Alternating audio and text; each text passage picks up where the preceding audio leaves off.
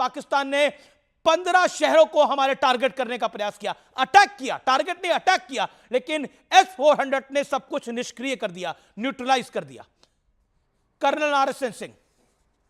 जी हाँ, जी हाँ, वो केवल निष्क्रिय नहीं किया, वो सारे के सारे वहीं पे न्यूट्रलाइज हो गए पाकिस्तान के टेरिटरी में। तो ये बहुत एक हमारे लिए बहुत बड़ी उपलब्धि है। और आपने बिल्कुल सही कहा कि हमारे नेतृत्व का ये दूरदर्शिता है कि हमने ये जो सारे असले जो हैं, जो बहुत अहमियत रखने वाले जो असले हैं, उसका हमने अच्छा चयन किया और उसको हमने प्रोक्योर किया। दूसरी बात है कि देखिए, अब यहाँ बहुत सारे लोग बैठे हुए हैं फ़ौज के, और उनको मालूम है कि जब हम दुश्मन के एयर डिफेंस सिस्टम्स को सप्रेस करते हैं या उनको डिस्ट्रॉय करते हैं, तो उसके बाद अगली कार्रवाई क्या होती है।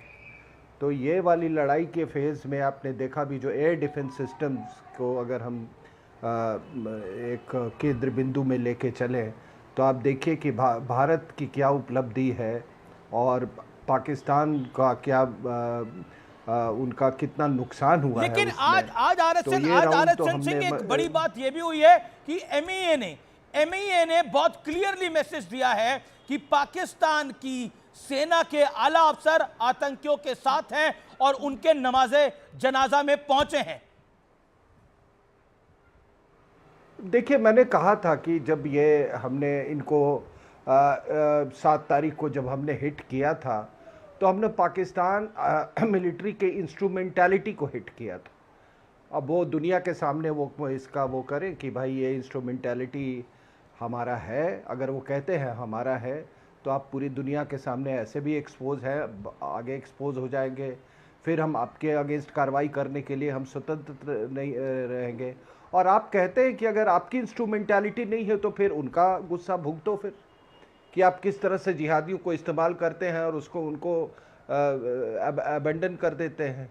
तो ये दोनों सूरत में हमारे तो कह रहे हैं, हमारे तो दोनों हाथ में लड्डू हैं। अब आप वहाँ पे जो मिस्री साहब ने कहा कि UN सिक्योरिटी काउंसिल में इन्होंने TRS के खिलाफ जो वो चलाए, वो लेकिन मैं आपको बताऊं, ऑपरेशन सिंदूर जो हुआ उसमें रऊफ अजहर मारा गया है। जैश सरगना मसूद अजहर का भाई है, अंतरराष्ट्रीय स्तर का मोस्ट वांटेड आतंकी है, जिसके नवाजे जनाजा में रो रहे हैं लोग। वैसे तो मसूद अजहर को भी लंबे अरसे से किसी ने नहीं देखा, बालाकोट के स्ट्राइक के बाद। IC-814 कंधार हाईजैक का मास्टरमाइंड है, मैं आपको बता दूं। और मुझे 1999 में दिसंबर में जो हाईजैक हुई थी फ्लाइट, उसका मास्टरमाइंड है। काठमांडू से दिल्ली जा रही थी ये फ्लाइट, मसूद अजहर को छुड़ाने के लिए हाईजैक की गई थी। 2001 में जम्मू कश्मीर विधानसभा में हमले में शामिल है, पठानकोट में वायुसेना अड्डे पर शामिल है, 2019 के पुलवामा हमले की साजिशों में शामिल है। तो बहुत बड़ी डेवलपमेंट है। लेकिन एक और बड़ी डेवलपमेंट है, भारत के प्रधानमंत्री नरेंद्र मोदी इस समय आर्मी चीफ के साथ मिल रहे हैं। यह बड़ी बैठक हो रही है, यह बड़ी ब्रेकिंग स्टोरी है। अभी कुछ देर पहले यह बैठक खत्म हो गई है। आर्मी चीफ और PM मोदी की जो मुलाकात है, अब से कुछ मिनट पहले यह खत्म हो गई है। ऑपरेशन सिंदूर के बाद यह अहम मुलाकात है।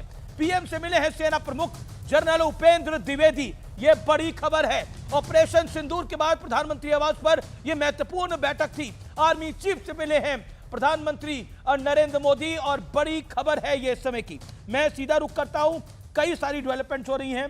क्या आपको लगता है कर्नल दानवीर, कल पाकिस्तान ने जो हिमाकत करी है वो अपने आप में काफी है बताने के लिए कि पाकिस्तान का जो लाहौर का एयर डिफेंस सिस्टम को भारत ने तबाह कर दिया है कि अगर और पंगा लेगा तो मरेगा। आज भारत का सदा हुआ जवाब था कि अगर आपने लड़ाई को बढ़ाया तो अंजाम भुगतिएगा। देखिए, लड़ाई को यू विल बी रिस्पॉन्सिबल। लड़ाई को उसने बढ़ा दिया है। उसने 15 टारगेट्स को 15 शहरों पे, जो 15 मिलिट्री इंस्टॉलेशंस के ऊपर हमला करने की कोशिश करी। उसने मिसाइल्स, उसने ड्रोन्स और इस तरीके की चीज़ों का इस्तेमाल किया और सारा के सारे हमले नाकाम हो गए। जब आप और मैं बड़े इत्मीनान से सो रहे थे, तो देश की हवाई सीमा के अंदर घुसपैठ का प्रयास हो रहा था और उसको भारतीय सेना, भारतीय वायुसेना और नौसेना के एंटी एयरक्राफ्ट मिसाइल सिस्टम्स ने निस्ते नाबूद कर दिया। और सोर्सेस कह रहे हैं पाकिस्तान ने बैलिस्टिक मिसाइल्स का इस्तेमाल करने का प्रयास किया, लेकिन S-400 में निष्क्रिय कर दिया। भाई जब आप ballistic missile, obviously ballistic missile जो भी मिसाइल की हाई ट्रेजेक्ट्री है और बैलिस्टिक्स यूज करेगी तो वो बैलिस्टिक मिसाइल है, और बिल्कुल किया उसने, और तभी S-400 का रोल आता है।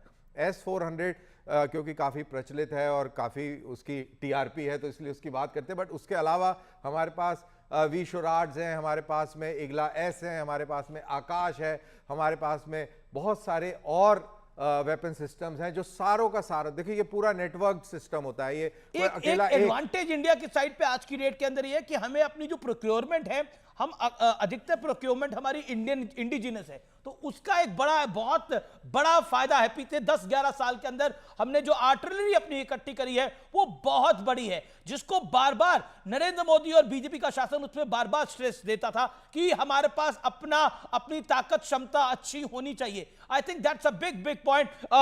Commodore GJ Singh, then I will open a political front. Commodore GJ Singh, क्या आपको लगता है कि भारत ने अपनी क्षमता और ताकत दिखाई है? कल रात जो पाकिस्तान ने एक नापाक हमला किया, उसको डिस्ट्रॉय करके, उसको ध्वस्त करके। अमन, बिल्कुल आप सही कह रहे हैं। ये तो उन्होंने हमने कल नहीं दिखाई, हमने पहले परसों जसात को सुबह दिखा दी थी, जब हमने बहुत ही सिंक्रोनाइज्ड ऑपरेशन इंडियन एयरफोर्स का और आर्मी को मिला के किया, जिसके अंदर हमने long range missile, smart glide bombs, Rafale, Mirage, Sukhoi 2000,